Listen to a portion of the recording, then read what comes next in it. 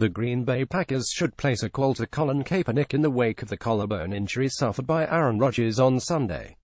Editors note this is the MMQB Extra, a sneak peek from Peter King's Monday morning quarterback column, which will be published in full early Monday morning. If you want to look on the bright side after the devastating Aaron Rodgers broken collarbone, Packer Nation, think of this: the Packers are 42, tied for first place in the NFC North with 10 games to play. They're 30 at home, and the next 5 weeks are, relatively speaking, exceedingly kind. New Orleans at home, by Detroit at home, at Chicago, Baltimore at home. That takes you to Thanksgiving. Conceivably, the Packers can stay in it while Brett Hundley gets some experience and Mike McCarthy game plans to hide his weaknesses. Realistically, though, no very good team in the NFL is more reliant on its starting quarterback this season than the Packers are on Rodgers. New England could lose Tom Brady and win with Jimmy Garoppolo. The Patriots briefly did last year with Garoppolo and Jacoby Brissett. The Chiefs, I believe, would have a better chance to keep winning with the totally untested Pat Mahomes if Alex Smith went down.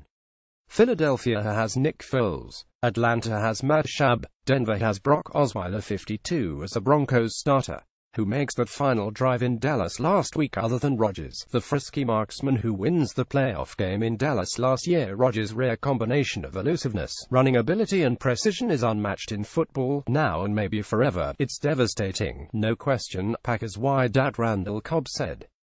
We still have to play football.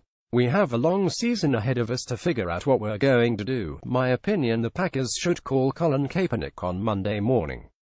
Not necessarily to sign him. If I were general manager Ted Thompson and coach Mike McCarthy, I'd want to meet with Kaepernick to see if he'd be willing to come in as a backup to Hundley while he took a crash course in the offense. If they're impressed enough with his approach and his condition, they could sign him and groom him to be Hundley's backup, and, if Hundley struggles mightily as he did Sunday at Minnesota in the next game at 2, then McCarthy can judge whether Kaepernick or number 3 quarterback Joe Callahan gives the Packers the best chance to win. With the bye week coming up after Sunday's game against the Saints, that would give the staff 19 days between now and the game after New Orleans to see how much Kaepernick could absorb, and to see if he can be better than Hundley or Callahan. Maybe Kaepernick can be a fit.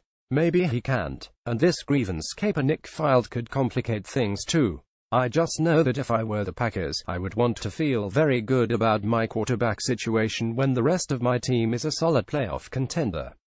The injury to Rodgers is a rerun of the 2013 season, when, in the 8th game of the season, Rodgers broke his left collarbone. Also in a key division game the Packers went on to lose.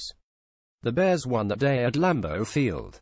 Rodgers returned exactly 8 weeks later to beat the Bears at Soldier Field in the last game of the season, the NFC North title game as it turned out. Green Bay went 241 without Rodgers, using Matt Flynn and Scott Tolzien, and this time it's week 6. Missing 8 weeks would put Rodgers back in the lineup in time for the season's last 4 games, though there's no indication this is the exactly same injury with the same timetable for return, and because there's injury to his throwing side, it's logical to think it will take longer for him to return.